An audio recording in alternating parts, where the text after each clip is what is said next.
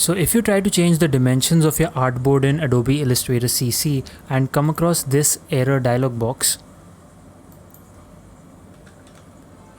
which says artboard cannot be created outside the canvas bounds, this is how to solve it. So for some reason your artboard has been shifted to one corner of the canvas. Here on the left side you can see the canvas boundary. When you change dimensions of the artboard here, Illustrator will deny it because you cannot move an artboard outside of the Illustrator canvas. The solution to this problem is taking a hawk eye view of the situation. Zoom out by pressing Ctrl+- on your keyboard.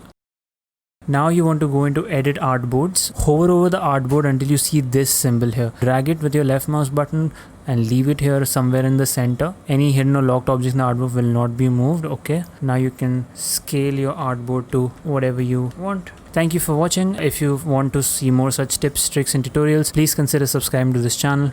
Peace.